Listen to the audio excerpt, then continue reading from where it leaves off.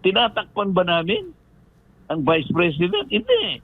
Ang mag-a-account kasi COA, hindi kami. Mm. Hindi kami COA. Kaya lang, ang pagtatanong na gusto nila, manghiya. Malinaw yun eh. Malinaw yun eh. 2025 ang pinag-uusapan na budget, ang tinatanong 2023. Nakakita ka ba ng ganun? Halatang halata eh. Opo. Alam mo, kung nasa korte lang kami, Mm. puro objection na mangyayari sa kanila eh.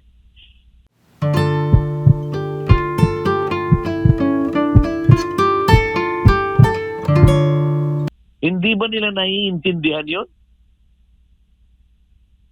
Eh sabi ko nga sa'yo, kung yung mga nagsipagtanong na yon ay hindi mga abogado, baka napagpasensyahan ko na sila eh. Alam mo, ayaw ko nang patusin yung mga yan eh.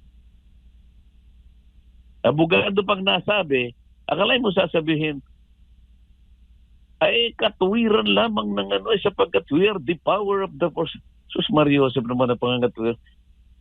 Saan ka naman nakakita ng pangangatwiran? Lahat ng opisina ay accountable.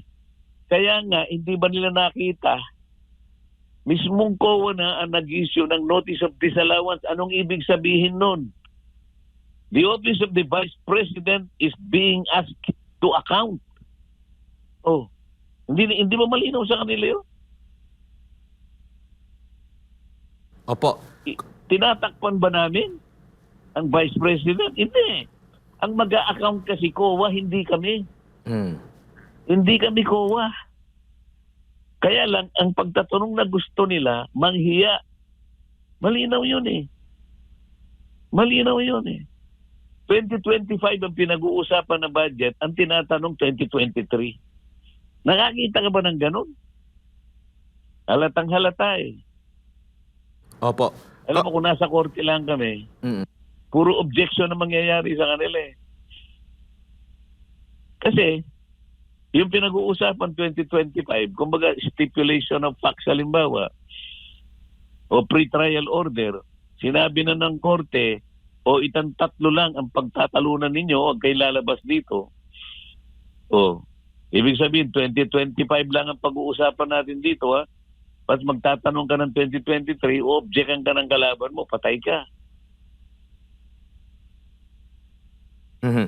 Congressman, naalala ko po, di ko lang alam kung sa ngayon na Congress or sa last Congress, nung ipinunto nyo rin po yung nagiging hakbang na ito ng COA, kahit na hindi pa pinal, pero naglalabas sila ng initial investigation na napapasama yung isang ahensya ng gobyerno na hindi pa pala pinal. Kumbaga, may kulang pa pala. Pero nagsita na sila na isa publiko na ito, minsan nagagamit talaga ng media, minsan nagagamit ng mga ibang mga kritiko laban doon sa ahensya o di kaya sa opisyal kung sino yung namumuno ng ahensya. Naalala ko po yun Congressman. Confidential naman kasi ang nature niyan, yung notice of disallowance. Ang problema, kapag nagpasubpina yung committee ng House of Representatives, mapipilitan na ilabas ng COA. So hindi na siya nagiging confidential. Dahil nga, gusto nila, sila yung magtanong. Nakukuha ba? Gusto nila sila yung magtanong. Uunahan nila yung COA. Ang sabi ko nga sa kanila, you are more popist than the Pope. Hindi pa nga nakasasagot ang pangalawang Pangulo, nakarapatan niya munang sumagot dahil yun ang proseso. Kayo na yung naglululundag. Ayaw pa nila yung term na naglululundag eh. O yun ang gigigil. Baka gusto nila yung gigil na gigil eh.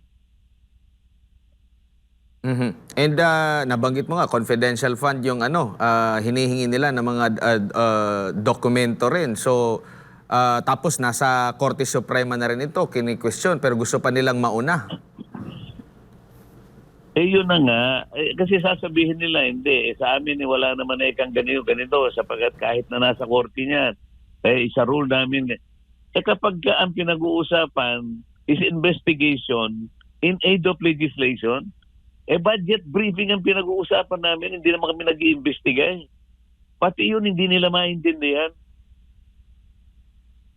Hindi ba nila pwedeng i-distinguish yung budget briefing at saka yung investigation in aid of legislation. Mga bagito kasi itong mga ito eh. Mhm.